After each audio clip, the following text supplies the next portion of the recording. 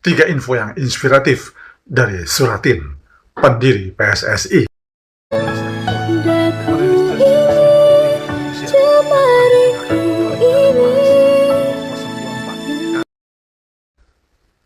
Info pertama, miskin ketika meninggal dunia. Di akhir masa hidupnya, Suratin Susro Sugondo harus berjuang dalam sakit dan kemiskinan yang membelenggunya.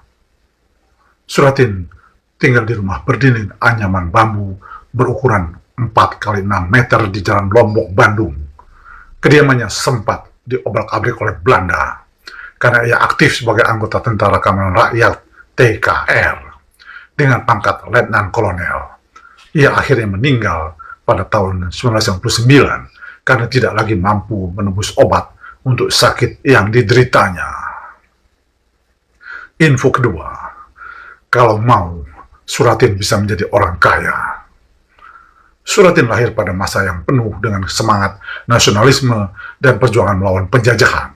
Setelah menyelesaikan pendidikannya di Jerman, Suratin kembali ke tanah air pada 1928. Kecintaannya pada sepak bola tidak pernah padam, bahkan ketika bekerja di perusahaan bangunan Belanda, Sitsten en Lausada.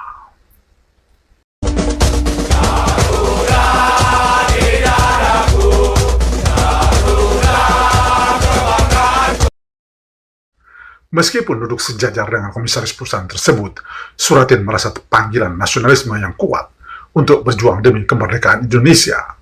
Keputusan besar dalam hidup Suratin terjadi ketika dia memilih untuk mundur dari pekerjaannya di perusahaan Belanda tersebut. Meskipun menimbulkan ketidakpastian finansial bagi dirinya dan keluarganya, Suratin sadar bahwa nasionalisme dan cinta pada tanah air harus diletakkan di atas segalanya. Dia memilih untuk fokus pada perjuangan memajukan sepak bola sebagai wadah untuk menyemai semangat nasionalisme di kalangan pemuda Indonesia.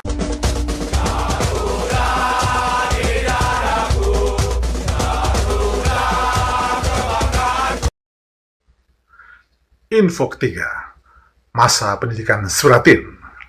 Suratin bersekolah di Koningen Wilhelmina School selama 5 tahun di Jakarta.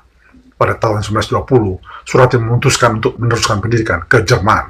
Suratin mengambil sekolah teknik tinggi di Hamburg. Kemudian, pada tahun 1927, Suratin berhasil menyelesaikan pendidikannya sebagai insinyur sipil, dan pada tahun 1928, beliau memutuskan untuk kembali ke Indonesia. Setelah menyelesaikan pendidikan insinyur di Jerman, Suratin memutuskan untuk bekerja di perusahaan konstruksi yang dikelola oleh pemerintah kolonial Belanda. Perusahaan tersebut berfokus pada pembangunan jembatan dan gedung di daerah Bandung. Namun, tidak lama berselang, beliau memutuskan untuk berhenti dari pekerjaan dan kemudian lebih aktif dalam kegiatan pergerakan. Melalui sepak bola, Suratin mulai menemukan jati dirinya. Suratin itu nasionalis banget ya guys. Komentar, sumber, kompas.com, jawapos.com, dan kumparan.com.